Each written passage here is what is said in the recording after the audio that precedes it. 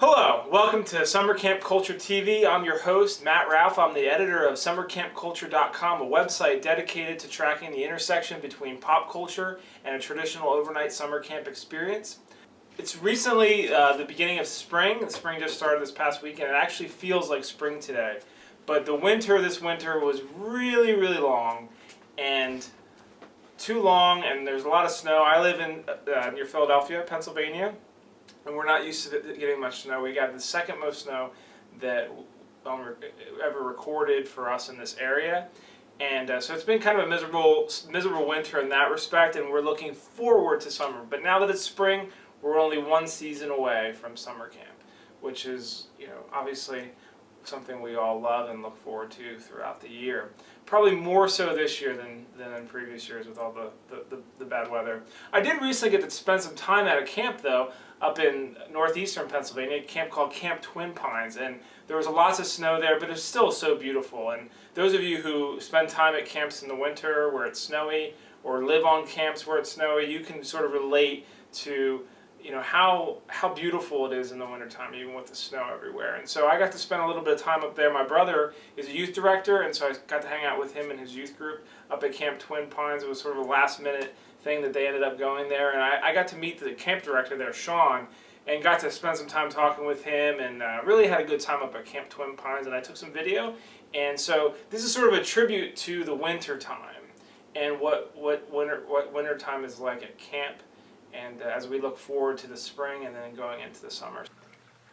Hi, this is Twin Pines Camp, located in Stroudsburg, Pennsylvania. This camp has been here for the last 50 years. 1964 to 2014, we mark our 50th anniversary. It was founded by the Evangelical Congregational Church, but we reach churches much wider than that now. About 50% of our people come from the EC denomination and 50% outside of that denomination. We're a 205-acre year-round facility that provide 8 weeks of summer programming, and in those 8 weeks we do 23 different programs, and the rest of the year we're a rental facility for retreat groups and church groups who want to do leadership, youth retreats, adult retreats, couples retreats, whatever it might be. We provide the facility, the food, and the meeting rooms for them to have their retreats. As the executive director here at Twin Pines, I've been coming here since I was a kid. My first summer at summer camp was either 1980 or 1981, and I didn't miss a summer from then until now. In the early 90s, 93, 94, 95, I served on summer staff, and then went on to become program staff here, eventually served on the board, and am now here full-time as the executive director. I felt the calling on my life to come and be part of this ministry because I see the difference it makes in the lives of the people who get involved at camp. Even that kid who's never been to camp before and comes for that 1 week and hears a gospel message and can have a life-changing experience. And after all, that's what we're about here at Twin Pines, providing a place for life-changing to happen in young people and adults. And that's what drives me to be a part of this ministry, is to see people's lives changed, including my own. My first career path was education. It was definitely driven by my experiences here at Twin Pines. I met my wife here. I'm raising my boys here, and Twin Pines and camping is really ingrained in as part of my life, but not just because it's camping, because it's God's work through using outdoor settings, using camp settings, using young people to reach young people, and it's a great way to get involved with reaching out to the people around us. A new t-shirt, maybe you don't know it's new for me, and it's a camp t-shirt, a fictional camp t-shirt, and it's Camp, I have a hard time pronouncing it, Weedonwantcha. And Camp Weedonwantcha is a camp, kind of a mysterious camp from a new comic that started last fall, a web comic called Camp Weedonwantcha, and it's by a very talented artist named Katie Rice. And she recently, or about a year ago, won a web reality show produced by on Penny Arcade, called Strip Shirts, and her comic was the winning comic, and so now she's producing this web comic, and it comes out twice a week. It used to be Mondays and Thursdays. I think it's just recently changed to Tuesdays and Fridays, and it's basically this camp where there aren't any counselors. It's kind of mysterious, and you're not really sure how the campers ended up there, but they're kind of stranded there. And so it's a really funny comic. I've really been enjoying it and checking that out twice a week. But you can check that out at campcomic.com, and you can even get your own T-shirt to represent your Camp Weedonwantcha on campcomic.com for $19.99 plus shipping. So check that out. Let's keep Camp Weedonwantcha. It's a wonderful webcomic. So that's another recent pickup I got on Etsy. I've been spending actually a lot of time on Etsy.com, and I've been going through and checking out all the cool things on there related to camp, and have my own little profile. You can find that and see some of the things I'm discovering on Etsy related to camp. And I got this Annie Goes to Camp. Now, I don't know if you recently saw there was a trailer for the new Annie movie that's coming out, and so I thought it would be cool to show this book about when Annie went to camp. She actually goes to Camp Happy Pines, and it's a neat little book by Cindy West, and very colorful. And we see Annie going canoeing and experiencing camp for the very first time. The traditional camp out and the storytelling and around the campfire. So that's been a cool pickup that I got from Etsy. Etsy's got a lot of great summer camp things. You can get some old camp T-shirts and camp pennants and some collectibles and lots of vintage things and cool books like this one, Annie Goes to Camp.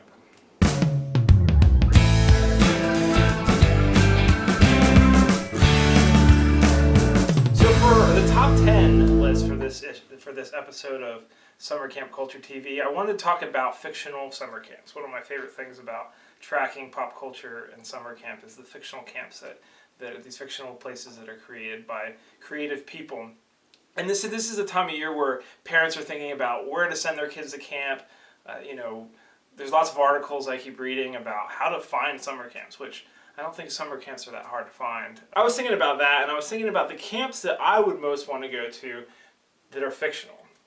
And so this list is camps of camps that I would most want to go to if I were a camper and these camps were real. The first one is from a 1987 movie called Party Camp, which I wasn't a big kind of a party kid. I'm still not a party person.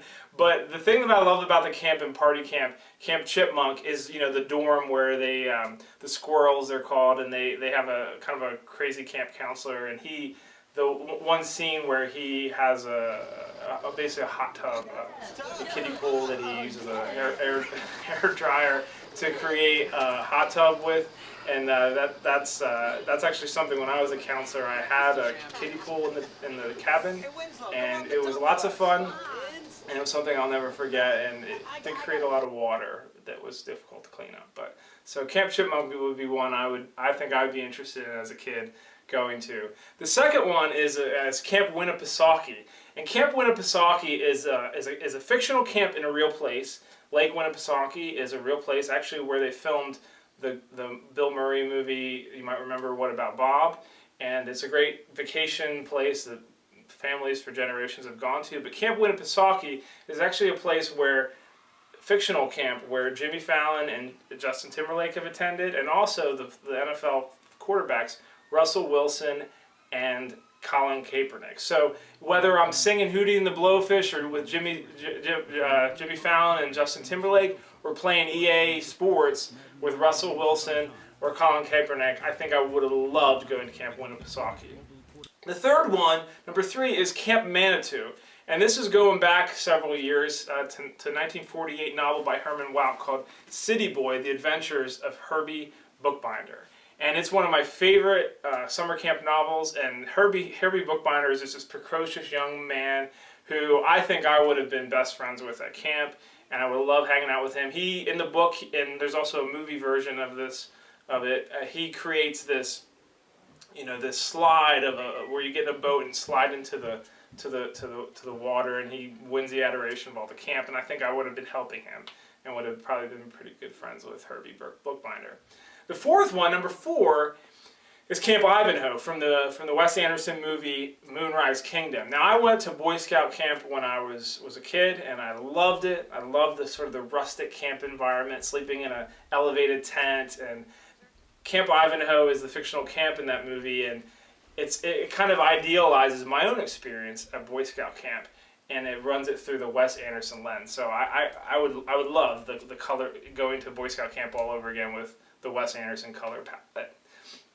The number 5 is Camp Cucamonga. Camp Cucamonga is an early 90s sitcom dream cast. It's a movie from a TV movie where it had Jennifer Aniston and Danica McKellar and Josh Saviano from Wonder Years and Candace Cameron from Full House and Jaleel White, who was Urkel on Family Matters. I mean, it was just the whole cast of all of my favorite shows, particularly TGIF shows that I used to watch. And so the idea of going to a fictional camp where Jennifer Aniston is a camp counselor and I get to hang out with Winnie and Paul and DJ Tanner, that would have just been perfect for me as a kid. Next one is Camp Hope. Now, Camp Hope was the camp in the movie, the 1995 movie the 1995 movie Heavyweights. And Camp Hope was what it was before Tony Perkis, evil psychotic fitness instructor, Tony Perkis took over. And it was a really good camp that he kind of turned into a nightmare for the campers. And it was a weight loss camp, which, I mean, maybe I could have lost some weight when I was a teenager, but I wasn't necessarily overweight. But I would have loved hanging out at that camp. They had just so much fun, the camaraderie with the other guys in the cabin. So I think I would have loved Camp Hope before Tony Perkis took it over. The next one is Camp Candy, which is a cartoon camp, and the main reason why I loved to go to Camp Candy as a kid is John Candy is the camp director. I mean, it doesn't really get much cooler than that. The next one is Camp Kadima, which is sort of a name, is the name of a camp in the movie Summerhood, and they don't actually say, that I recall, they don't actually say the name of the fictional camp, but Camp Kadima is a camp where it was filmed, so we'll say that it's the fictional version of Camp Kadima, which is similar to some other movies that I like. I'm sort of drawn to those films that, kind of detail the life of boy campers, because I was a boy once, and that's kind of my experience. And I can definitely see myself hanging out with the main characters in this movie and getting punished on the first day of camp for the things that we will be doing wrong. The characters in the movie start off the camp being punished by cleaning the mess hall because the director says, "I know you're planning something, so I'm punishing you preemptively." That would have been me. The number 9 is one from that great Nickelodeon television show, Salute Your Shorts. Camp Weedonwantcha is the ideal portrayal of summer camp, in my opinion. As I was growing up, it really kind of reinforced what I loved about camp, and making fun of your counselor and just getting into various situations of where you're having fun and doing silly things. So I think Camp Weedonwantcha really kind of captures from the opening credits with the catchy theme song, camp song, to just all of the ways it details daily life at summer camp.